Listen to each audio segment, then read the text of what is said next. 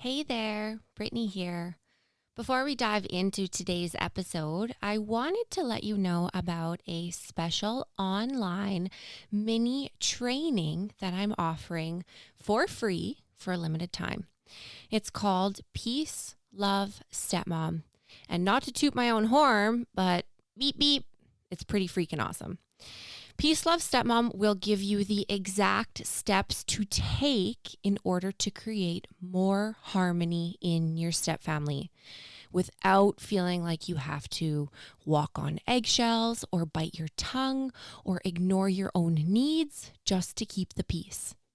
Because if you are listening to this, then chances are pretty good that you know there's a big difference between not fighting and actually feeling peaceful. To enroll in Peace, Love, Stepmom and get immediate access to this incredible online course, head to peacelovestepmom.com and sign up. It's totally free. You don't want to miss it. So go to peacelovestepmom.com to enroll and get immediate access. Now, on with the show. Where would you take your life if you knew you could not fail? I get it. As a stepmom, mom, and entrepreneur, sometimes it can feel like what everyone else expects of you versus what you dream about for yourself are on opposite ends of the spectrum. As a woman, you're taught from a very young age what society thinks you're worth based on how you look, how you behave, and how much money you're allowed to bring in. But I'm here to show you that you can be the woman who has it all, and not just on the outside. I'm Brittany Lynch, and you are the queen of your castle. What is up, beauty queen? You are listening to the Queen of Your Castle podcast. I'm your host, Brittany Lynch, and I help stepmoms live happily ever after. Last week, some of you may know, last week was my birthday. Yes. Happy birthday to me. Happy birthday to me. And if you are extra observant, you may have noticed there was no birthday episode this year. Funny story, actually. My stepson's mother and I have birthdays that are literally one day apart. My birthday is one day after hers. Do we need to talk about how much I used to wig out over that little detail? Because we can. We sure can. And you know, something that I've always had sort of a hard time finding the right balance of is how much do I share with you about the minutiae of my early stepmom days. Also, sidebar, I've been waiting to use the word minutiae in a sentence for what feels like ever. What a cool word. Anyway, I've always had a hard time figuring out how many details do I share with you, right? With my audience. How many details do I share about the literal agony I experienced as a new stepmom, while still remaining aligned with the values I've built, not just my business around, but my life around? So if you've been listening or following for any amount of time, then you probably know that I'm a big believer in not shit talking, not venting, keeping conversations solution focused. You can tune into the episode, if you haven't already, on the uncomfortable truth about venting, if you care to hear more about why I take that specific stance. But anyway, I pride myself on not condoning the sort of what seems to be the standard way of approaching stepmotherhood, And I get it. Like, trust me, I get it. Stepmomming can be really freaking hard. It can be so isolating. It can be so frustrating.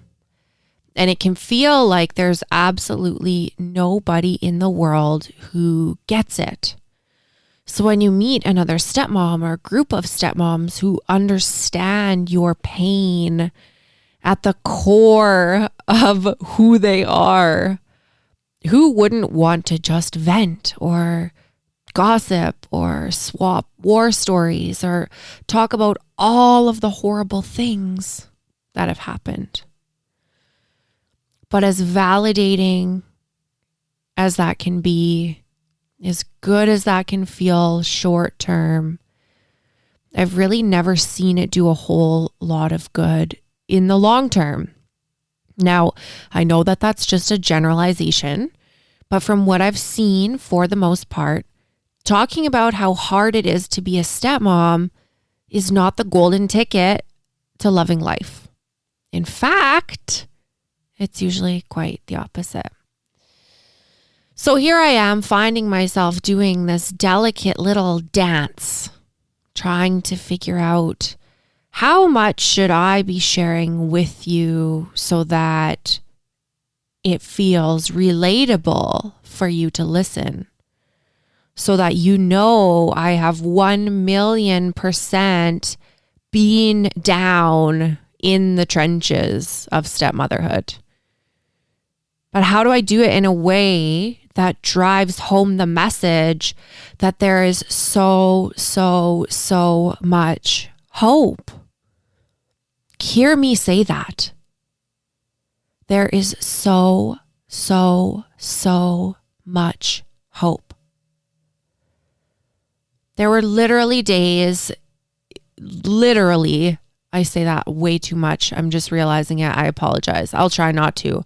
There were so many times in the early days that I thought it was going to physically kill me to be a stepmom.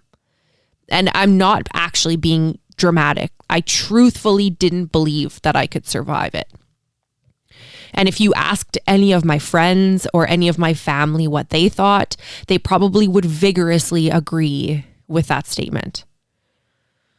So rather than go against what I value and go against what I believe in and get back down in the trenches so that I can describe what it's like down there more vividly, what I've decided to do for this episode is provide you with a bit of a check-in, I guess, like a little bit of a self-assessment for you to measure where you're at.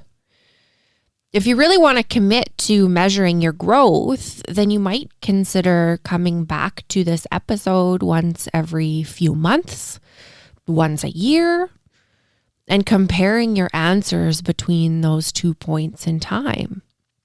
And that way you can ask yourself, am I growing as a woman? Am I growing as a partner? Am I growing as a stepmom? Am I growing into the life that I want for myself? What areas might need a little more attention, and so on and so forth? Because if you think about it this way, if you think about your life as a journey from point A to point B, wherever the next point B is for you. Maybe that looks like building a better relationship with your stepkids. Maybe that looks like working on your communication skills with your spouse. Whatever point B is for you right now, then the majority of the actions that you take, really, you'd want to be sure that they were taking you closer to that destination. And if you weren't able to get there in what you considered to be a reasonable amount of time, then you might ask yourself, what's happening with this hypothetical vehicle, metaphorical vehicle that I'm driving, right? That's the check-in. Do I have a flat tire? Like, am I out of gas? Is my map flipped upside down? Am I going the wrong direction entirely? So little tools like this one can help you to evaluate the vehicle that you are metaphorically driving. So you can put some air in that tire that's holding you back, or get your map flipped around and point the right direction. And this exercise is not about making yourself wrong or beating yourself up. It's really just about committing to getting to the point B that you want to get to in the most painless way possible. Because you deserve to live a life that you love living, period.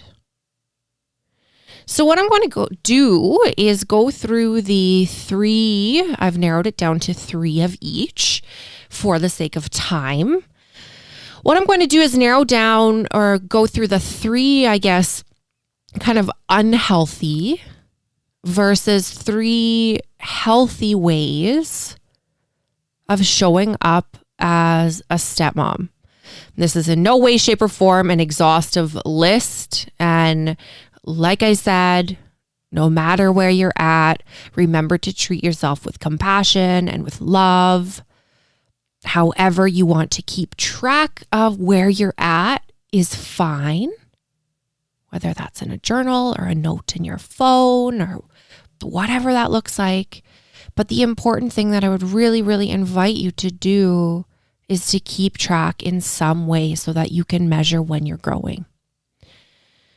All right, so these first 3 thoughts, feelings, behaviors that we're going to cover are thoughts, feelings, and behaviors of an unhealthy stepmom, aka me 7 years ago. So the first one, the unhealthy stepmom, past Brittany, might, kind of one of the biggest ones that I see. Unhealthy stepmoms will blame the members of their stepfamily for how they feel. They blame the ex. They blame their spouse.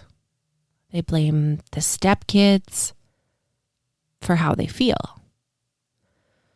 They'll say things like, well, if she didn't do that, then I wouldn't have had to do this. Or if you would just stand up for yourself, then I wouldn't have had to play bad cop. And I used to be all about the blame. Well, if she would just get a better job, and if he would just grow a backbone, and if they would just acknowledge my existence, right? But what happens?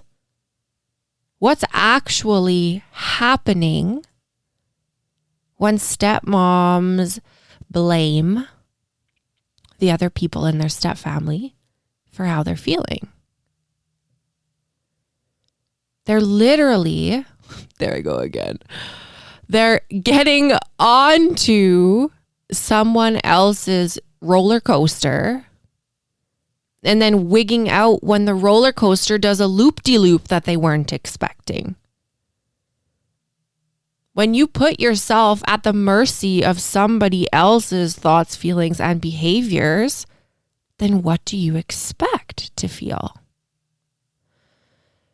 And the funny thing is, for me anyway, the thing that I hate most in the world is being told what to do by somebody else.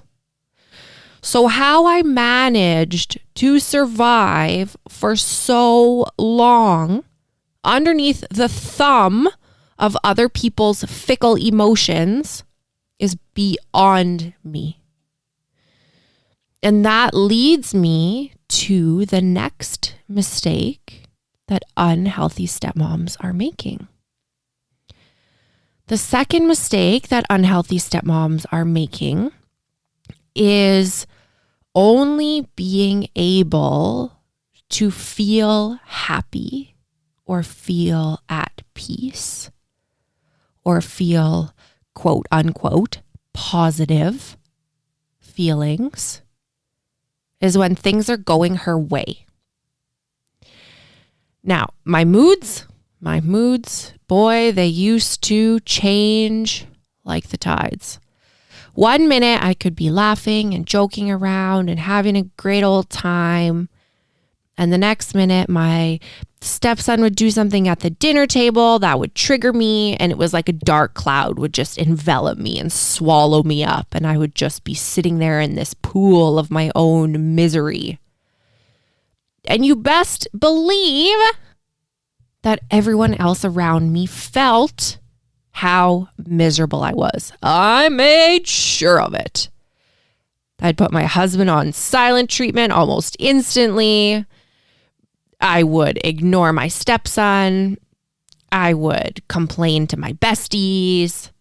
It was all very dramatic.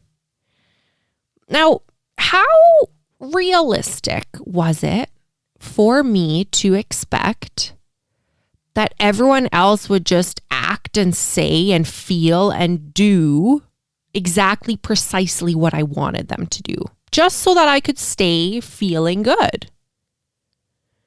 Like when I phrase it that way, when I frame it that way, it sounds absurd, doesn't it? Like, who did I think I was to be able to judge other people for living their lives, feeling their feelings, spending their money, making their own mistakes? I'll tell you who I was. I was a grouchy old grumpy cat with unstable mental health and a drinking problem. Which leads me to mistake number 3. Brittany, what do we have behind door number 3? Great question, Brittany. Behind door number 3, mistake number 3 that the unhealthy stepmom version of me was making was being unable to sit with or be with uncomfortable emotions.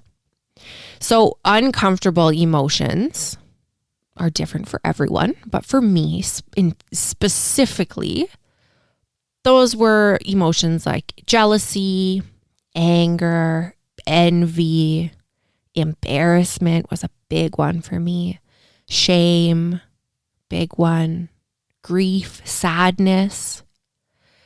There was definitely, thinking back, there was definitely a point in time that I was so out of touch that I wasn't even able to really distinguish the difference between shame and anger, or tell the difference between jealousy and grief. I was so out of touch with what I was feeling that all I knew was that I was either A, happy, or B, everything else except for happy.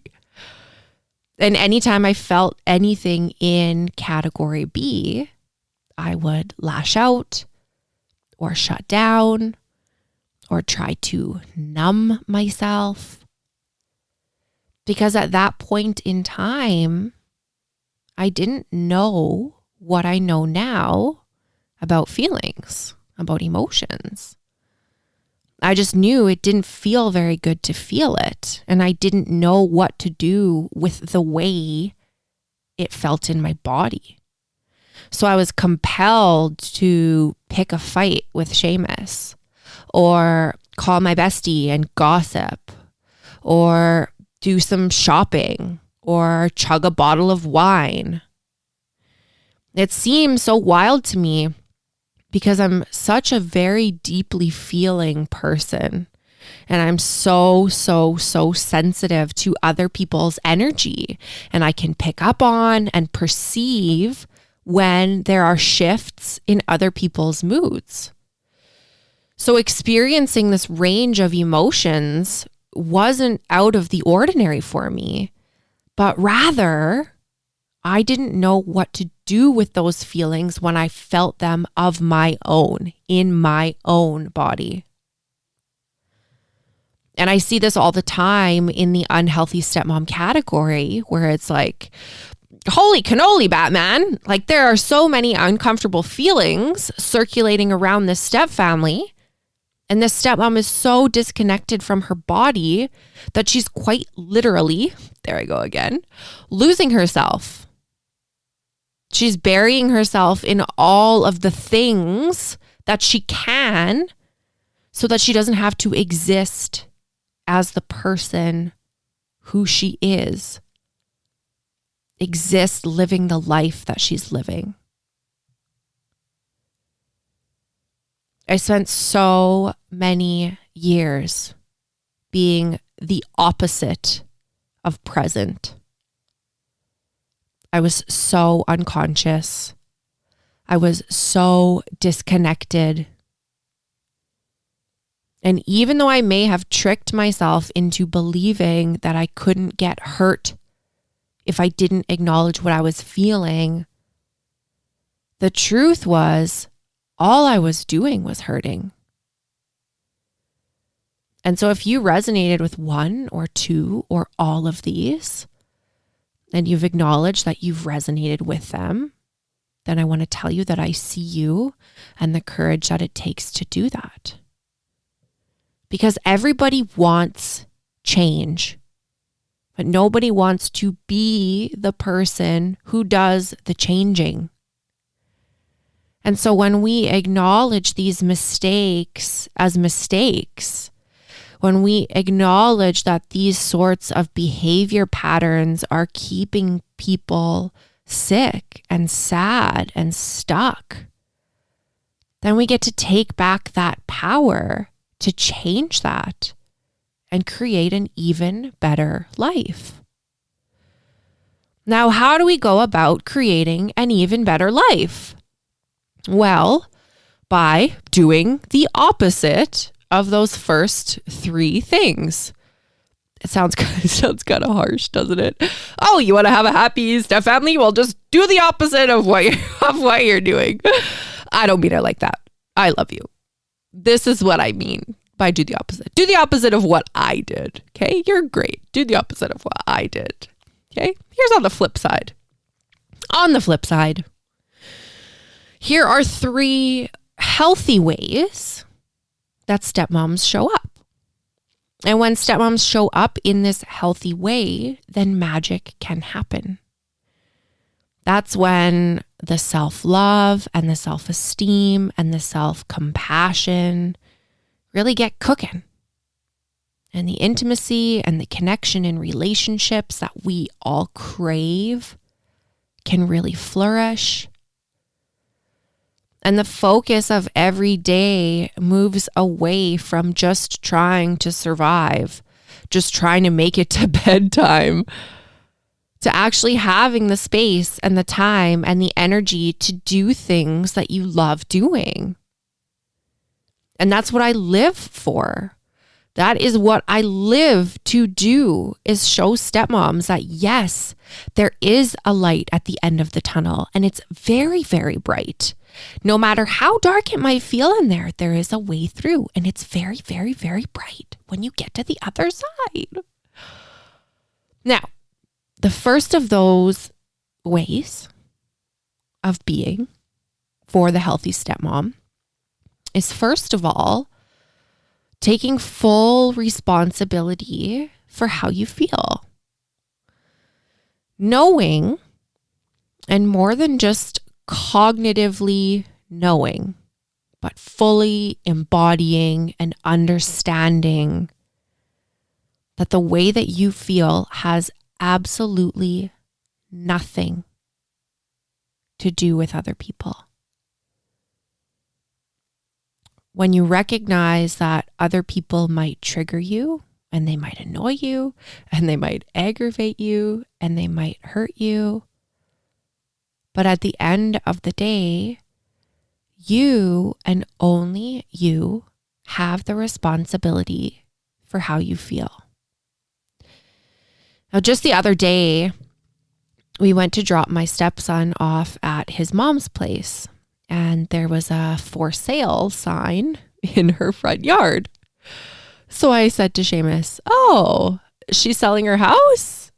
And Seamus told me, oh, she's already sold it. So not only had he not told me that she was listing her house and trying to sell it, he also didn't tell me that she had actually sold it. So this is something that was a process for a little while. And I had no idea.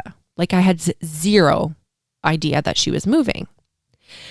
So at first I felt that familiar prickle, right? That prickle, that skin prickle of annoyance and anger and almost like a wave of nausea, like anxiety in a pit in my stomach, but like hotter. I felt this prickle like rise up and immediately, instantly, I started getting thoughts like, oh, must be nice to just sell your house whenever you want. Oh, must be nice to just collect all of that cash, right? Like the shitty committee started chirping. I was just having all these salty thoughts towards Seamus for not telling me, right? Like, how dare he? Nobody ever tells me anything. Nobody cares about me, right? Yada, yada, yada, blah, blah, blah, blah, frickety blah. But it was literally, fuck, I can't stop saying it. I'm trying. This is me trying. It was maybe only 2 seconds that I let those thoughts run away before I was able to kind of rein those thoughts in and then let that go. But old me, unhealthy me, who blamed everybody for how I felt, you best believe there would have been a blowout between Seamus and I. And you best believe I'd be Facebook stalking the hell out of his ex. And probably, if we're being honest here, I probably would have pulled up the real estate listing to see inside of her house. But I did none of that. Why? Because healthy stepmoms who take responsibility for how they feel preserve their energy and their time for the actions that support the life they want to live. And so this leads into the second way that healthy stepmoms think, act, etc. in their stepfamilies, in their lives. The second healthy way the healthy stepmom be's way of being is that the healthy stepmom has a high level of compassion for herself. And as a result of that, has a high level of compassion for other people. In other words, when your stepchild, 3 or 13 or 30, when your stepchild is throwing a tantrum, you compassionately understand that they are working their feelings out and that they have every right to do that, even if it makes you feel uncomfortable. Or when your partner's ex loses their marbles about a pair of shoes not being returned, you compassionately acknowledge how frustrating that might feel. Even if you wouldn't personally feel or act or react the same way over a pair of sneakers. Compassion is one of my favorite tools for so many reasons. But mainly because in order for someone to have a highly developed sense of compassion, really what it shows is how much they accept and love themselves. And someone who accepts the deepest, darkest, most shameful parts of themselves sees the deep, dark, shameful parts of other people in a much different light. And finally, behind door number 3, the healthy stepmom acknowledges the importance of each and every single emotion along the full range of human expression. So this past weekend, I just taught another healing from your partner's past workshop. And one of the pieces of the curriculum in the healing from your partner's past workshop has to do with exactly this, with this full range of emotion, with this full range of your humanity, your humanness. I'm not going to get into the research in this episode, but the fact of the matter is that as a general rule, people have learned that it's only okay to feel good, quote, good feelings. And it's not okay to feel, quote, bad feelings. But let me ask you this and really chew on this for a while. Have you ever stopped to ask yourself, why is it that feelings like anger and sadness are considered to be bad? People every day watch TV shows that make them feel uncomfortable, like me and my serial killer documentary spree. People watch scary movies that give them anxiety and reality TV shows that make them feel spiteful or angry or lusty. So why is it that when we have a feeling, when we're observing somebody else's life, we think it's okay? Yet when we feel this certain way in our own body about our own life, most people tend to seek to avoid those feelings. So the healthy stepmom not only accepts, but appreciates all of her emotions. She's present and not distracted and not avoiding. She's curious and non-judgmental. She's mindful and conscious. And most of all, she's earned her freaking stripes. For the most part, getting to these healthy places that I've just listed off is nothing more than a practice. So some people listening might be like, well, I just don't have the personality for that. I'm way too high strung. Or, yeah, but Brittany, if you only knew my specific circumstances, then you wouldn't think I could get to those places. Or maybe I even triggered you and you might have thought, how dare you judge me, you crock wearing, bun rocking butthole? But if you take anything away from this episode, let it be this. Becoming a stepmom who feels fulfilled and accepting and confident is as much of a practice as swimming is. None of us are born knowing how to be stepmoms. In fact, for a lot of us, it actually might feel quite contrary to the life we dreamed we would have when we were young. But this life is way too short and goes by way too fast to be anything but confident that you're at least aimed in the general direction of where it is that you hope to end up. And wasting hours and days and years of my life obsessing about how close together my birthday is to my husband's ex-wife's birthday, or trying to look up her house listing on MLS, or fighting with Seamus, is generally not the direction that I hope to end up. So just to recap very quickly, the three kind of top mistakes that the unhealthy stepmom is making is, number one, blaming the members of their stepfamily for how they feel. Number two, the unhealthy stepmom is making the mistake of only being able to feel happy when things are going her way. And the third mistake is being unable to sit with uncomfortable emotions.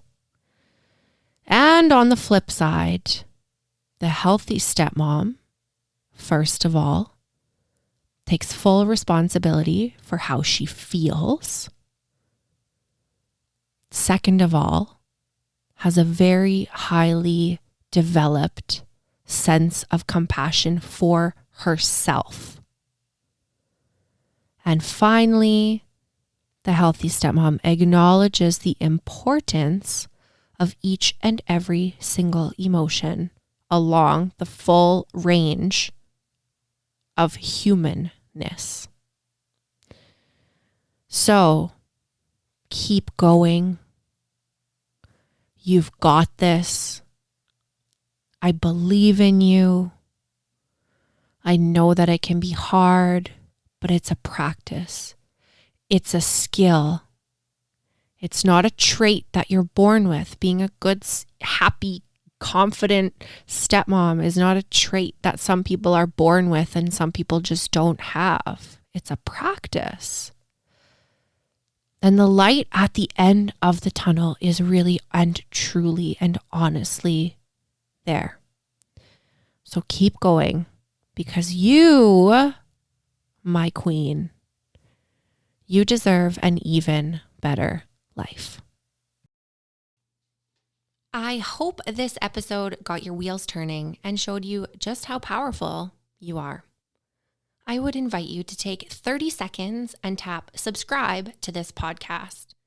When you subscribe to the podcast, then rest assured you will never miss an episode. And in no time, spinning your wheels will be a thing of the past. Thank you for listening and subscribing. And if you enjoyed this episode, it would mean the absolute world to me if after you subscribed, you jumped on over and left me a 5-star review, and better yet, a written review. I am on a mission to let every mom and stepmom know that you can create the life of your dreams. And I need your help to change the world. The world needs us. Thank you so much for subscribing and leaving me a 5-star review. I will see you next week for more behind the scenes action and to get really up close and personal with me and our beautiful step family.